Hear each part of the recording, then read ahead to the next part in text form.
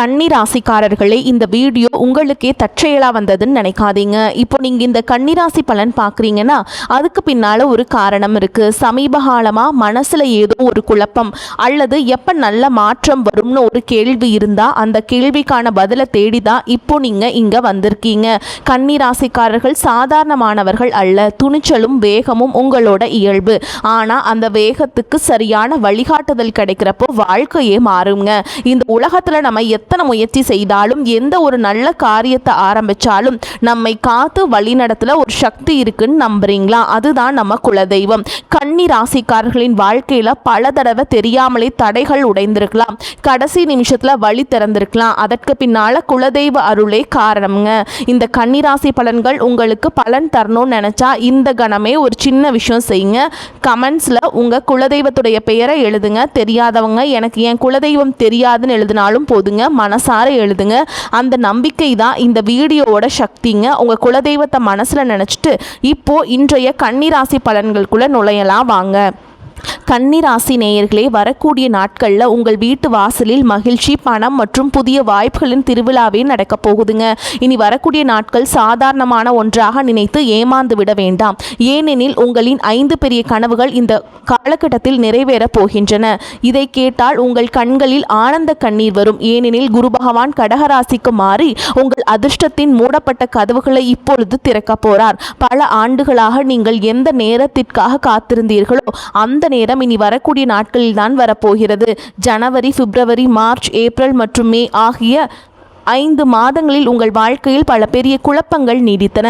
உங்களின் ஒவ்வொரு காரியமும் முடியும் தருவாயில் வந்து தடைபட்டிருக்கும். மற்றவர்களின் மகிழ்ச்சிக்காக நீங்கள் அனைத்தையும் தியாகம் செய்தீர்கள். ஆனால் உங்களுக்கு ஒரு உதவி தேவைப்பட்ட போது யாரும் உங்களுக்கு உதவ முன்வரவில்லை. மக்கள் உங்களை வெளியில் இருந்து பார்க்கும்போது மிகவும் பலசாலியாக நினைக்கிறார்கள். நீங்கள் ஒரு பாறை போல உறுதியானவர் என்று நினைக்கிறார்கள். உங்களை பார்த்து நீங்கள் சொந்தமாக இருந்தாலும் சரி, அந்நியராக இருந்தாலும் சரி, உங்கள் வாழ்க்கையில் இவ்வளவு குழப்பங்கள் இருக்கின்றன, இவ்வளவு பயம், இவ்வளவு டென்ஷன், இவ்வளவு கவலைகளோடு நீங்கள் போராடி கொண்டிருக்கிறீர்கள் என்பதை யாராலும் புரிந்து கொள்ள முடியாது. ஏனெனில் நீங்கள் வெளியில் ஒரு புன்னகையோடு நடமாடுகிறீர்கள். ஆனால் உள்ளுக்குள் நீங்கள் எவ்வளவு துயரங்களை, எவ்வளவு வலிகளை அனுபவிக்கிறீர்கள் என்பதை யாராலும் கணிக்க முடியாது. கடந்த 5 மாதங்களில் மகிழ்ச்சியும் பணம் வந்தாலும் அது நிலைக்கவில்லை. வாழ்க்கையில் இன்பங்களை உங்களால் அனுபவிக்க முடியவில்லை. வாழ்க்கை எங்கோ சிக்கி தவிப்பது போலவும் அதிலிருந்து உங்களால் வெளியே வர முடியவில்லை என்பது போலவும் உங்களுக்கு தோன்றியது. ஆனால் இந்த ஜூன் மாதம் உங்கள் வாழ்க்கையில் ஒரு புதிய பாதையை வகுக்கப் போகிறது. குறிப்பாக கன்னி ராசியினருக்கு, கன்னி ராசி என்பது வாழ்க்கையில் பெரிய பெரிய இலக்குகளை அடைய விரும்பும் ஒரு ராசியாகும். ஆனால் அவர்களால் அதை செய்ய முடிவதில்லை. ஏனெனில் அவர்கள் குடும்ப பொறுப்புகளிலும் சொந்த பந்தங்களின் எதிர்பார்ப்புகள் சிக்கிக் கொள்கிறார்கள். யாரோ ஒருவர் அவர்களை எப்போதும் திசை திருப்பிக் கொண்டே இருப்பார். கடந்த 5-6 மாதங்களில் உங்கள் வாழ்க்கையில் பெரிய கனவுகளை நிறைவேற்றுவதற்கான நேரமும் சிலவற்றை சாதிப்பதற்கான வாய்ப்புகளும் கிடைத்தன. ஆனால் என்ன செய்வது நேயர்களே? உங்கள் வீட்டில் ஏதேனும் ஒரு எதிர்பாராத சம்பவம் நடந்ததால் உங்கள் இலக்கிலிருந்தும் கனவிலிருந்தும் உங்கள் கவனம் சிதறி அந்த சம்பவத்தை சமாளிப்பதிலேயே உங்கள் நேரத்தை வீணடித்தீர்கள். யாரோ ஒரு மனிதர் உங்களை திசை திருப்பி உங்கள் மனதை அலைப்பாய செய்திருப்பார். நீங்கள் ஏதேனும் ஒரு வேலையிலோ, உறவிலோ அல்லது சண்டையிலோ சிக்கிக் கொண்டிருப்பீர்கள். இதனால் உங்கள் இலக்கிலிருந்து உங்கள் கவனம் சிதறியிருக்கும். இது நடந்திருந்தால் கமெண்டில் கட்டாயம் சொல்லுங்கள். ஆம், நீங்கள் சொன்னது எங்கள் வாழ்க்கையிலும் நடக்கிறது என்று கூறுங்கள். உங்கள் வாழ்க்கை எப்போதும் ஆமை வேகத்தில் தான் நகர்ந்து கொண்டிருக்கிறது. நீங்கள் எந்த ஒரு காரியத்தை செய்தாலும் அதற்கு சில நிமிடங்கள் ஆகும் என்றால் உங்களுக்கு பல மணி நேரங்கள் ஆகிறது. சில நாட்கள் ஆகும் என்றால் உங்களுக்கு பல மாதங்கள் ஆகிறது. சில மாதங்கள் ஆகும் என்றால் உங்களுக்கு பல ஆண்டுகள் ஆகிறது.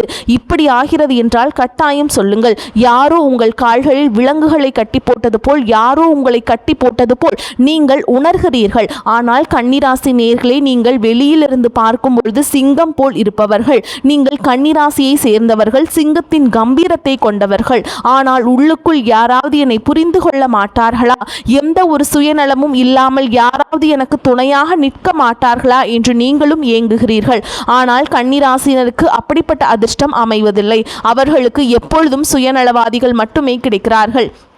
எந்த ஒரு சுயநலமும் இல்லாமல் யாரும் உங்களிடம் பேசுவது கூட இல்லை. உங்களுக்கு நெருக்கமான ஒருவர் உங்களிடம் மிகவும் இனிமையாக பேசினால் அவர் உங்களிடம் இருந்து ஏதோ ஒரு லாபத்தை எதிர்பார்க்கிறார் என்று புரிந்து கொள்ளுங்கள். உங்கள் சொந்த மனிதர்களாக இருந்தாலும் அவர்களும் கூட ஒரு காரியம் ஆக வேண்டும் என்றால் மட்டுமே உங்களிடம் பேசுவார்கள். இதுதான் கன்னி ராசியினரின் வாழ்க்கை. ஆனால் இப்போது நான் கூறப்போகிறேன், இனி வரக்கூடிய நாட்கள் உங்கள் வாழ்க்கையில் பெரிய மாற்றங்களை கொண்டு வரப்போகிறது. பெரிய கனவுகள் நிறைவேறப் போகின்றன. ஏனெனில் கன்னி ராசியினர் சில சமயம் ஆவேசத்தில் அறிவை இழந்து விடுகிறீர்கள். அதனால் தான் சொல்கிறேன், நேரம் நன்றாக இருக்கிறது, ஆனால் தவறுகளை செய்யக்கூடாது. என்னென்ன தவறுகளை செய்யக்கூடாது, இந்த வீடியோவில் நான் உங்களுக்கு அனைத்து தகவல்களையும் கொடுக்க போகிறேன். 5 தவறுகள் உள்ளன நேயர்களே. இவற்றிலிருந்து நீங்கள் தப்பிக்க வேண்டும். ஏனெனில் பெரும்பாலும் நீங்கள் ஒவ்வொரு மாதமும் இந்த தவறுகளை செய்கிறீர்கள். இதனால் உங்களுக்கு வரும் வாய்ப்புகள் நழுவி போகின்றன, கனவுகள் நிறைவேறாமல் போகின்றன. பிறகு சிலர் கமெண்டில் நீங்கள் சொன்னீர்கள் ஆனால் நடக்கவே இல்லை என்று கூறுவார்கள்.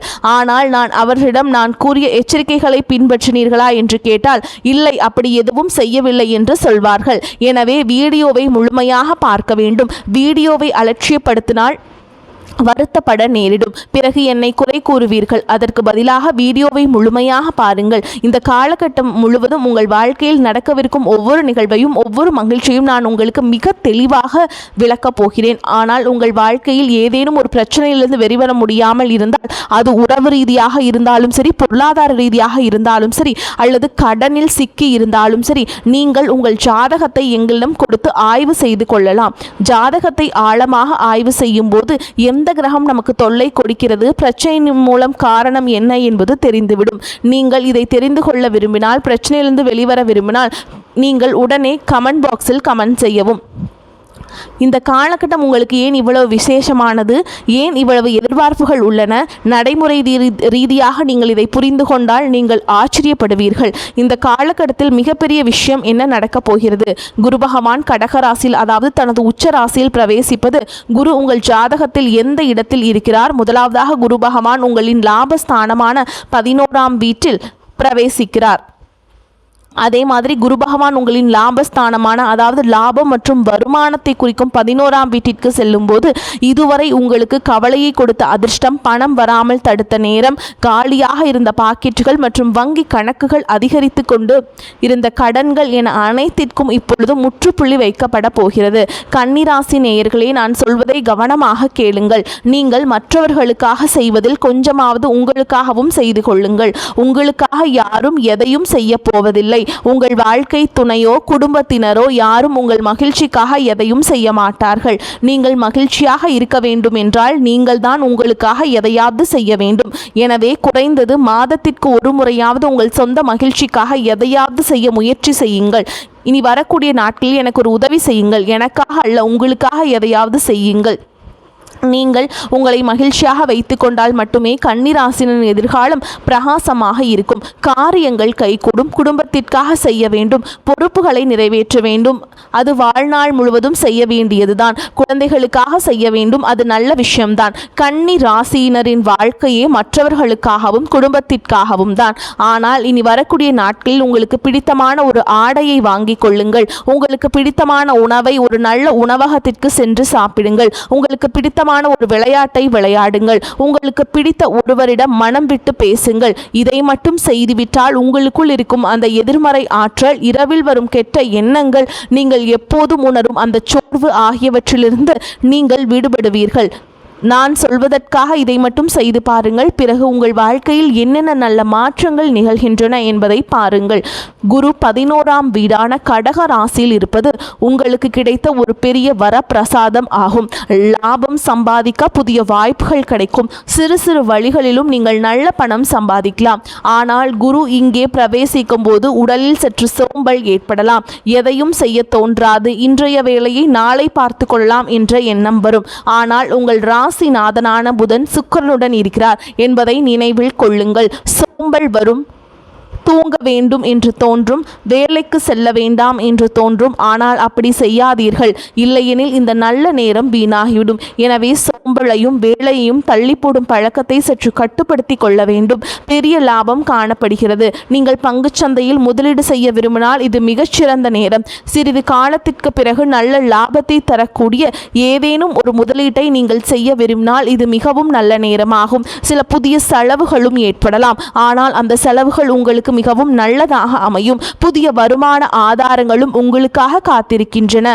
எனவே புதிய வருமான ஆதாரங்களையும் நீங்கள் உருவாக்கலாம். உங்களுக்கு ஏதேனும் லாபம் தரக்கூடிய இடங்களில் உங்கள் நேரத்தை செலவிட முயற்சி செய்யுங்கள். இதை கவனத்தில் கொள்ளுங்கள். சனி பகவான் உங்களின் 7ஆம் வீட்டில் இருக்கிறார். சனி 7ஆம் வீட்டில் நீண்ட காலமாக இருக்கிறார். இப்போது ரேவதி நட்சத்திரத்தில் பிரவேசிக்க போறார். இதனால் உறவுகளில் சற்று தாமதம் ஏற்படலாம். திருமண பேச்சுவார்த்தைகள் இழுத்தடிக்கலாம். உறவு உறுதியாகாமல் போகலாம். உங்கள் வாழ்க்கை துணை உங்களிடம் கோபித்துக் கொண்டால் அது நீண்ட காலமாக நீடிக்கலாம். உங்கள் துணை உங்களை விட்டு பிரிந்து சென்றிருந்தால் நீண்ட காலமாக அவர் உங்களுக்கு போன் செய்யாமல் இருக்கலாம் அல்லது உங்களை பிளாக் செய்திருக்கலாம். இப்படிப்பட்ட விஷயங்கள் நடந்து கொண்டிருக்கலாம். கன்னிராசி நேயர்களே, இப்படி நடக்கிறதா என்பதை எனக்கு கமெண்ட் பாக்ஸில் கட்டாயம் தெரியப்படுத்துங்கள்.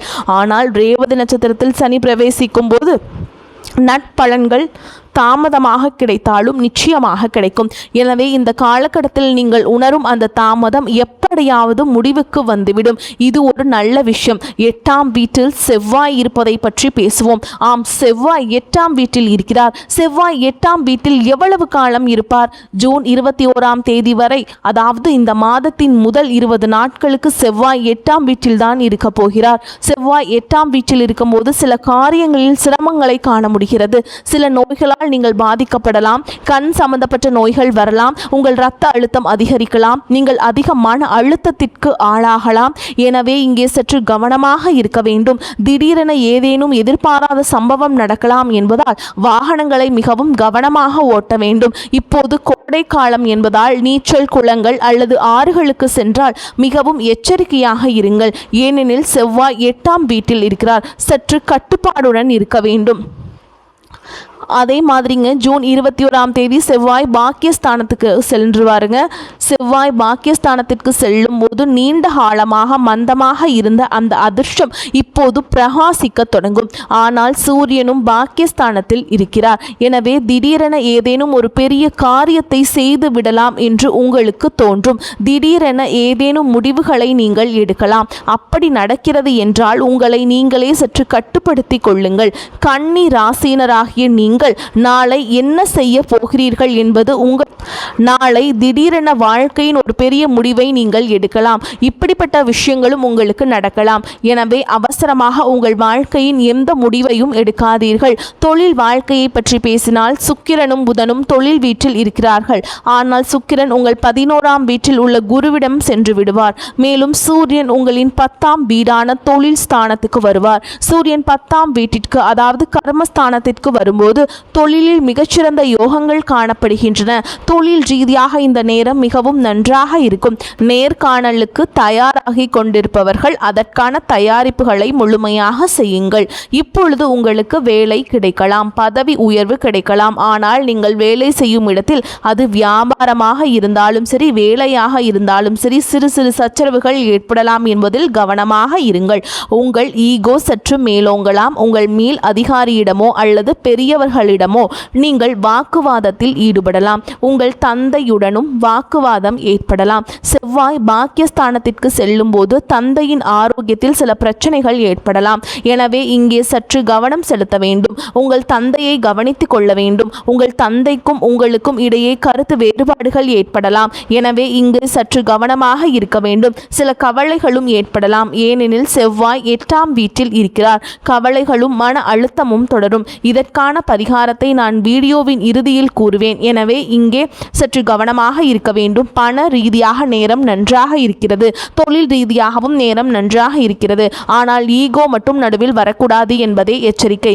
யாராவது உங்களிடம் ஏதேனும் கூறினால் அதை காது கொடுத்து கேளுங்கள். யாராவது பெரியவர் ஏதேனும் ஆலோசனை கூறினால் அதை ஒரு முறை கேளுங்கள். அவர்களின் ஆலோசனை உங்கள் வாழ்க்கையை மாற்றக்கூடியதாக அமையலாம். ஆனால் தற்போதைக்கு நீங்கள் சில பல எச்சரிக்கைகள் பின்பற்றுவது மிகவும் அவசியம். ஏனெனில் குரு 11ஆம் வீட்டிற்கு செல்லும் போது செவ்வாய் பாக்கியஸ்தானத்தில் இருக்கும்போது நீங்கள் சற்று அவசரமாக இருப்பீர்கள். அவசரத்தில் எந்த முடிவையும் எடுக்கலாம். ஏதேனும் பெரிய முதலீடு செய்ய நினைத்தால் அல்லது நிலம் வாங்க நினைத்தால் சிந்தித்து செயல்படுங்கள். நீதிமன்ற வழக்குகள் ஏதேனும் இருந்தால் அதை அமைதியாக தீர்க்க முயலுங்கள். அது உங்களுக்கு மிகவும் நல்லதாக அமையும். அவசரப்படக்கூடாது. கோபத்தில் வாழ்க்கையின் எந்த முடிவையும் எடுக்கக்கூடாது. திருமண வாழ்க்கையில் சற்று அமைதியாக நடந்து கொண்டால் நன்றாக இருக்கும். ஒழுக்கத்தை கடைபிடித்தால் நன்றாக இருக்கும். உங்கள் ஆரோக்கியத்தை பற்றி பேசினால் ஆரோக்கியத்தில் ஏற்ற இறக்கங்கள் உள்ளன. முடிந்தவரை உங்களை கவனித்துக் கொள்ளுங்கள். ஏனெனில் உங்களுடையது கன்னிராசி. நீங்கள் மற்றவர்களை மகிழ்ச்சிப்படுத்துபவர்கள். மற்றவர்களின் ஆரோக்கியத்திலும் நீங்கள் அதிக கவனம் செலுத்துறீங்க. குடும்பத்தின் சுமையை நீங்க சுமக்கிறீங்க. ஆனால் உங்களை பற்றி யாரும் சிந்திப்பதில்லை. எனவே உங்களை பற்றியும் நீங்கள் சிந்திக்க வேண்டும். ஆபத்தான முதலீடுகளை செய்ய வேண்டாம். வீண் செலவுகளை இந்த நேரத்தில் செய்ய வேண்டாம். தவறான பழக்க வழக்கங்கள் உள்ளவர்களிடமிருந்து இந்த நேரத்தில் சற்று விலகி இருக்க வேண்டும். ஏனெனில் வேறு யாரோ ஒருவர் செய்த தவறான காரியத்தில் நீங்கள் சிக்கிக்கொண்டு நீதிமன்றம், காவல் நிலையம் என்று அலைய நேரிடலாம். இது தவிர ராகு உங்களின் 6ஆம் வீடான கடன் மற்றும் எதிரிகள் ஸ்தானத்தில் இருக்கிறார். எனவே உங்களின் எதிரிகள் மற்றும் உங்களுக்கு வேண்டியவர்கள் போல் நடிக்கும் எதிரிகளின் உண்மையான முகத்தை உங்களால் புரிந்து கொள்ள முடியாது. நீங்கள் யாரையும் எளிதில் நம்பிவிடலாம். யாரையாவது இனிமையாக பேசி உங்களை ஏமாற்றலாம். உங்களிடம் இருந்து பணத்தை பறிக்கலாம். எனவே சற்று கட்டுப்பாட்டுடன் இருங்கள். உங்கள் ரகசியங்களை யாரிடமும் கூற வேண்டாம். உங்கள் பலவீனங்களை யாரிடமும் சொல்ல வேண்டாம். உங்கள் பணத்தை யாரிடமும் கொடுக்க வேண்டாம். இந்த சில விஷயங்களை கவனித்துக் கொண்டால் இந்த நேரம் மிகவும் நன்றாக இருக்கும். விவாதங்களிலிருந்து விலகியிருங்கள். மற்றபடி நேரம் மிகச்சிறப்பாக உள்ளது. இந்த காலகட்டத்தில் ஒரு சிறிய பரிகாரம் நீங்கள் செய்யணுங்க. புதன்கிழமைகள் தோறும் ஒரு பரிகாரத்தை செய்ய வேண்டும். புதன்கிழமைகள் தோறும் உண்மையிலேயே ஏழையாக இருப்பவர்களுக்கு, உழைக்க முடியாத நிலையில் இருப்பவர்களுக்கு, அதாவது உடல் ஊனமுற்ற ஏழைகளுக்கு பணம், ஆடை அல்லது உணவு போன்றவற்றை வழங்கி உதவி செய்யலாம். நீங்கள் கொடுக்கும் தானம் அவர்களின் வாழ்க்கையில் பயன்படும் பொழுது குரு பலமடைவார். 8ஆம் வீட்டில் உள்ள செவ்வாயினால் எதிர்மறை தாக்கமும் குறையும். எனவே இந்த காரியத்தை கட்டாயம் செய்யுங்கள். செவ்வாய்க்கிழமையன்று குறிப்பாக ஆஞ்சநேயர் கோவிலுக்கு சென்று ஒரு விளக்கை கட்டாயம் ஏற்றி வாருங்கள். செவ்வாயின் தாக்கம் குறையும். நேயர்களே, வரக்கூடிய வாய்ப்புகளை தவற விட்டுறாதீங்க. கெட்டியா பிடிச்சுக்கோங்க. வாழ்த்துக்கள். வாழ்க வளமோடு நலமோடு. நன்றி, வணக்கம்.